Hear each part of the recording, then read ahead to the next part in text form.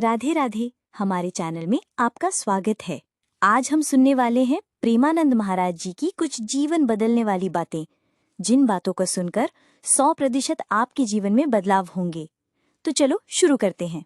श्रीमन नारायण महाराज जी, राम कृष्ण नारायण नरसिंह जगन्नाथ सब एक हैं, परंतु स्वरूप भिन्न होने से मति भी भिन्न हो जाती है। किसी एक भगवान के प्रति अनन्यता नहीं रह पाती। गुरु का वर्ण कर लिया क्या है?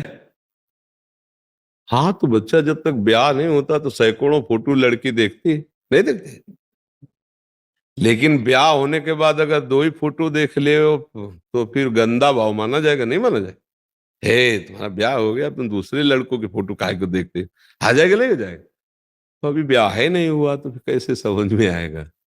गुरबिन होए कि ज्ञान, गुरुदेव का आश्रय ले लो और वो जो नाम बतावे और गुरु रूप बतावे ठाकुर जी का, बस उसको पकड़ लो, निहाल हो जाओगे, वही है, कोई दूसरा है नहीं।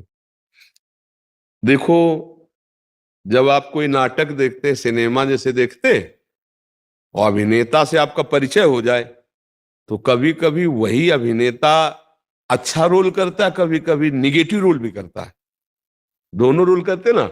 लेकिन जब आप पहचानते हो ना तो आप केवल मनोरंजन करेंगे, आप ये नहीं मानेंगे कि बहुत गंदा आदमी है। जब आपसे कोई कहेगा कि बहुत गंदा आदमी, तो कहोगे नहीं, पर्सनल में नहीं है, ये अभिनय में गंदा कर रहा है, पर्सनल में नहीं है, क्योंकि आप उसको जानते हो। ऐसा अगर जान गए तो श्री कृष्ण के सिवा पूरी सृष्टि में कुछ नहीं है। वो अपने आप से अपना अभिनय कर रहा है, जगन नाटक वही भवा। तो नरसिंह रूप भगवान, राम रूप भगवान, नारायण रूप भगवान के, ये रूप तो ये तो भगवान के है, ये भी भगवान के ही है, पक्का समझ लो। वो अपने जगन नाटक वैभव पर ऐसा जादूगर है कि अपने आप को इतने रूपों में बना के खेल रहा है, दूसरा कोई है ही नहीं। गुरु प्रताप से बात समझ में आती है।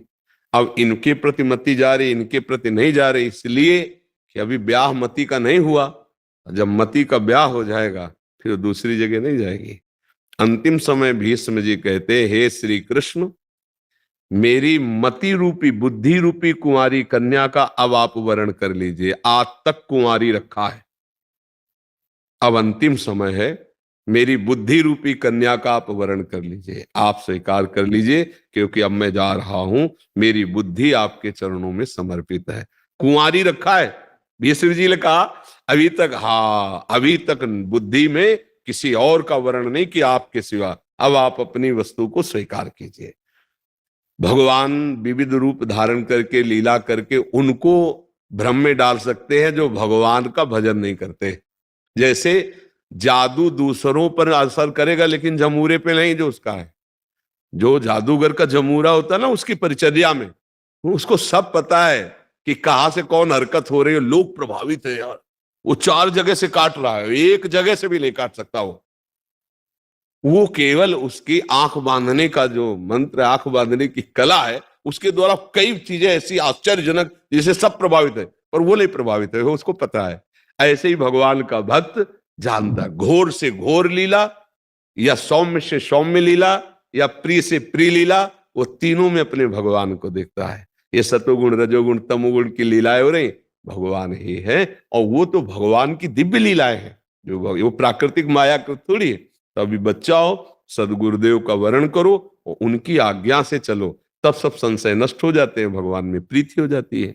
प्रीति के बाद फिर ये नहीं नजर आता कि कोई और है, अपना ही प्रीतम नजर आता। उत्तम के वसस बन माही, सपन हुआन पुरुष जगनाही।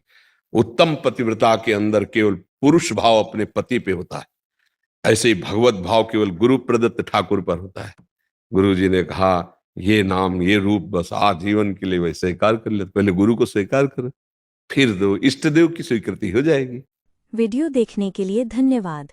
ऐसे ही और वीडियो देखने के लिए हमारे चैनल भजन प्रेमी को सब्सक्राइब करें। राधे राधे।